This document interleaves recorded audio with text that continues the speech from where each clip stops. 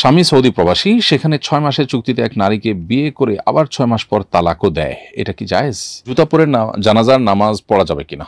আমার বড় ভাইয়ের মৃত্যুর সময় কাফনের কাপড় শর্ট পড়ে গিয়েছিল। গ্রামের অনেকে বলেছে তার পরিণতি ভালো নয়, সে হয়তো জাহান্নামী হবে। কোরআন হাদিসের মতে এই বিষয়টি সত্যতা জানতে চাই। আমার স্বামী আমাকে গালিগালাজ করলে আমি বলি, তোমার সঙ্গে আর থাকবো না, তোমাকে 3 তালাক।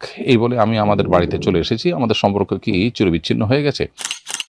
স্বামী 1 তালাক দেওয়ার পর বলেছে আমার বাসায় চলে এসো, এটা রুজু বলে গণ্য হবে কিনা? হ্যাঁ, এটা রুজু বলে গণ্য হবে যদি নির্দিষ্ট সময়ের মধ্যে এটি বলে থাকে। ইদ্দতের সময়টা পার হয়ে গেছে, তারপরে স্বামী এটি বলেছেন, এরকম হলে সেটি রুজু বা প্রত্যাহার বলে গণ্য হবে না। 1 তালাক দেওয়ার পর 3 মাসের মধ্যেই স্বামী কিন্তু ইদ্দত চলাকালীন সময়ের মধ্যেই কিন্তু স্বামী যদি বলেন যে চলে আসো, তাহলে এটা তিনি তালাক প্রত্যাহার করেছেন সেটা হিসাবে গণ্য হবে এবং আপনি চলে আসতে পারবেন এবং বৈবাহিক সম্পর্ক পুনর্বহাল হয়ে যাবে। এরপরে প্রশ্ন হলো, অনেকদিন থেকে আমি গোপ একটু স্বাভাবিক বড় রাখি। গতকাল এক মুরব্বী আমাকে ভৎসনা করে বলেছেন খাবার খাওয়ার সময় খাবারের কোনো অংশ গোপে লাগলে তা হারাম হয়ে যায়। এতদিন আমি যা খেয়েছি সব হারাম খেয়েছি, বিষয়টি কি আসলে সঠিক জানতে চাই। দর্শক, প্রথম কথা হলো গোপ খুব বেশি বড় রাখাটা সুন্নাহর খেলাফ। গোপ ছোট করা বা কসসুস শারিব হাদিসের ভাষায় এটি মিন সুনানিল ফিতরাহ বা প্রকৃতিগত সুন্নাহর অন্তর্ভুক্ত। আগের অন্যান্য নবী রাসূলগণের মধ্যেও এই সুন্নাহ অব্যাহত ছিল।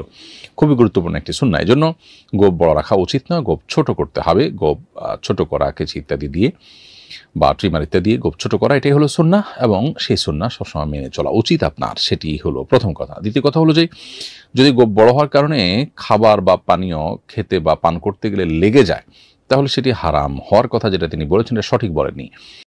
বরং কোরআন হাদিসের কোথাও আপনার যদি কোনো খাবার বা পানীয় গোপে লেগে যায় সেটা হারাম হওয়ার কথা কোনো ফকিহ বলেননি। তবে কোনো ফকিগণ এটাকে মাকরু বলেছেন।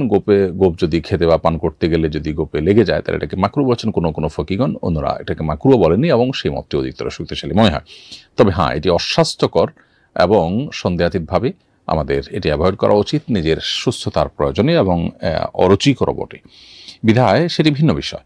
কিন্তু শরিয়া দৃষ্টিকোণ থেকে এটাকে যেভাবে দেখানো হয়ে থাকে একেবারে হারাম হয়ে যাবে খানাটা, বিষয়টা সেরকম না, বরং মাকরুহ হওয়া নিয়েও ইখতিলাফ আছে। জুতা পরে জানাজার নামাজ পড়া যাবে কিনা? উত্তর হলো জুতা পবিত্র হলো, জুতা পরেও জানাজার নামাজ পড়া যাবে। জুতা খুলে জুতার উপরে পা রাখতে হবে জানাজা নামাজ জন্য, এটা সবসময় বাধ্যতামূলক বা আবশ্যক নয়। যদি নাপাক থাকার কোনো আশঙ্কা থাকে তাহলে সেক্ষেত্রে জুতা খুলে নামাজ পড়বেন, আর সেটা যদি না হয় তাহলে সেক্ষেত্রে জুতা পরে নামাজ পড়তে কোনো অসুবিধা নেই। নবী করিম সাল্লাল্লাহু আলাইহি ওয়াসাল্লাম 5 ওয়াক্ত নামাজ যেটা সেটাও জুতা পরে নামাজ পড়েছেন কখনো কখনো, বিশেষ করে যে জুতা এতটা সফট ছিল যেটা পরে রুকু সিজদা করা যেত, অনেকটা মোজার মতো, চামড়া মোজার মতো, সেজন্য হয়তো তিনি জুতা পরে সালাত আদায় করতে পেরেছেন। আজকালকার জুতা পরে অবশ্য নামাজ পড়া কঠিন, যদিও ওইরকম যদি থাকে কেউ এখনও পড়তে পারবে। সুতরাং জানাজা নামাজ তো নিঃসন্দেহে পড়তে পারবেই, যেখানে রুকু সিজদা নেই জুতা পরলে নামাজ পড়তে কোনো অসুবিধা হয় না যদি সেখানে নাপাক না থাকে। স্বামী সৌদি প্রবাসী, সেখানে 6 মাসের চুক্তিতে এক নারীকে বিয়ে করে আবার 6 মাস পর তালাকও দেয়। এটা কি জায়েজ? উত্তর হলো না।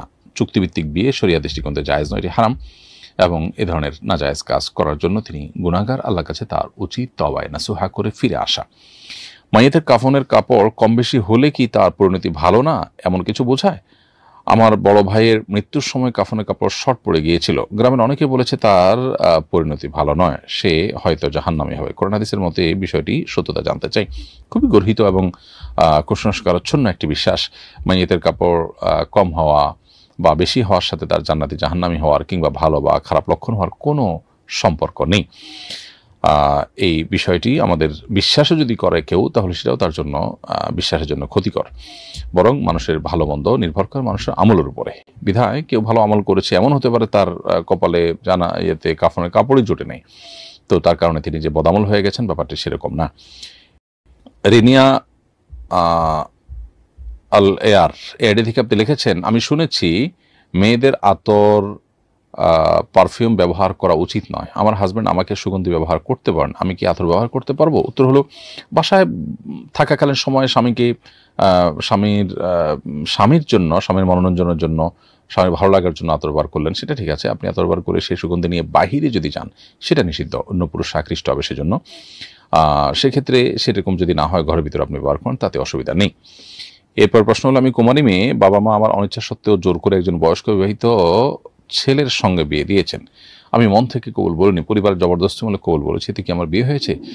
বোন আমার, বিয়ে এমন একটা বিষয় যে আসলে মুখ দিয়ে যখন কবুল বলে ফেলেন তাহলে কবুল হয়ে যায়। এখানে মনের বিষয়টাকে খুব বেশি আমল নেওয়া হয় না।